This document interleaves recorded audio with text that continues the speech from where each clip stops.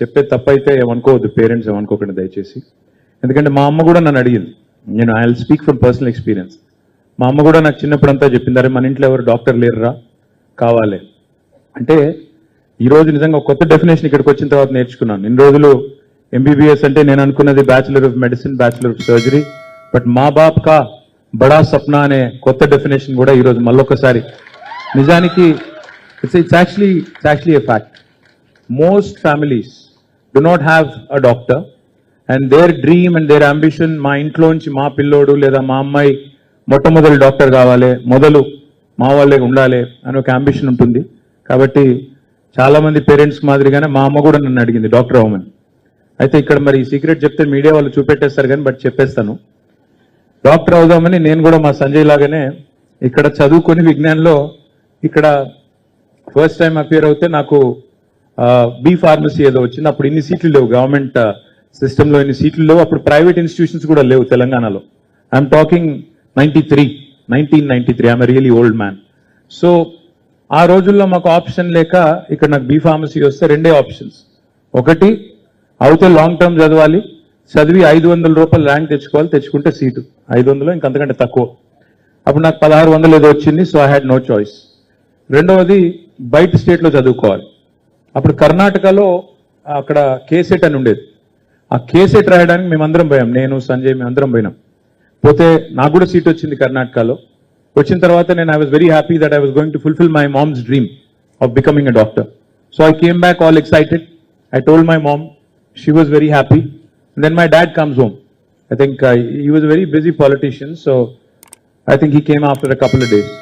వచ్చిన తర్వాత I told him, I said ఇట్లా సీట్ వచ్చింది, సో మెడిసిన్ చదవాలనుకుంటున్నా. మెడిసిన్ చదవాలనుకుంటే then he sat me down, said you know what it takes to be a good doctor. I said I think I know. He said no, ఇప్పుడు ఈ 5.5 ఏళ్ళు చదవాలి, ఆ తర్వాత మళ్ళీ ఇంకొక, నేను మిమ్మల్ని భయపెట్టడానికి చెప్పట్లేదు, ఆ తర్వాత మళ్ళీ పోస్ట్ గ్రాడ్యుయేషన్ చేయాలి, ఆ తర్వాత సూపర్ స్పెషలైజేషన్లు ఉంటాయి. ఇవన్నిటి తర్వాత మరి లైఫ్లో you will not really have time for your self.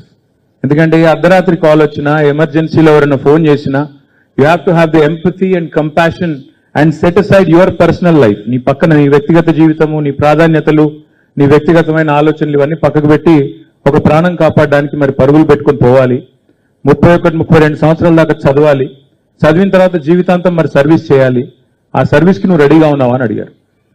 నేను ఒక్క నిమిషం ఆలోచించి కొద్దిగా కన్ఫ్యూజ్ అయ్యి మేబీ ఐఎమ్ నాట్ రెడీ అని చెప్పి తప్పుకొని నేను వెళ్ళి డిగ్రీలో జాయిన్ అయిపోయాను. ఇది ఎందుకు చెప్తున్నానంటే what you signed up for and what you put in the last 7.5-8 years is not a joke. Only those people who go through this, only those people who actually have the tenacity, have the audacity, and also have the ability, most importantly, to be able to serve mankind are here. So I truly appreciate what you have gone through. I truly appreciate your hard work, but there is a long road ahead. This is just the beginning. I think it was mentioned. This is just the beginning. Dr. Suryanarayan Reddy, I'm told, has performed more than 30,000 surgeries, sir. 20,000 or 30,000 surgeries chesarani chepta unnaru Lakshmi Narasimha garu. So it's coming from somebody like him who told you that I think you have to give the time, you have to have that touchy-feely kind of a attitude, not just ఇందాక ఒక parent కూడా చెప్పారు, డాక్టర్లు సరిగ్గా మాట్లాడితే పేషెంట్లకి 50% జబ్బు అక్కడే నయమవుతుంది. మీరు కూర్చోబెట్టి సరిగ్గా మాట్లాడి వారి సమస్య తెలుసుకొని, కొంతమందికి సమస్య ఉండకపోవచ్చు నిజానికి, could just be a psychological thing as somebody said, but if you have the patience to sit with them, to talk to them, to have the empathy to listen to them, to actually have the compassion to walk with them. ఎందుకంటే ఇప్పుడు ఈ chat GPT వచ్చిన తర్వాత, Google వచ్చిన తర్వాత, WhatsApp వచ్చిన తర్వాత అందరూ డాక్టర్లే. ముఖ్యంగా కోవిడ్ తర్వాతనైతే అందరికీ అన్ని తెలిసిపోయినాయి. I'm sure you also have those uncles and aunties who trouble you to no end. ఆ వాట్సాప్ గ్రూప్స్ వచ్చిన తర్వాత అయితే, కరోనా వచ్చిన తర్వాత, నేను డాక్టర్ అంటే నేను డాక్టర్, నేను సిమ్టమ్ చూపుతానంటే నేను సిమ్టమ్ చెప్తా అని మెడిసిన్స్ కూడా చాలా మంది సెల్ఫ్ ప్రిస్క్రైబ్ చేసుకుంటున్నారు. And today's world is one where in fact ChatGPT not only can write poems like Dr. Tabassum said, ChatGPT can also write prescriptions కూడా రాసేస్తుంది. So doctors కి మీకు your challenge is only going to get bigger because AI is only going to add to more and more knowledge, Grok, chat GPT and other things.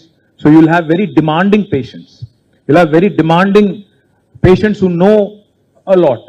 Some of it could be misinformation, some of it could be accurate information. So you need to be patient.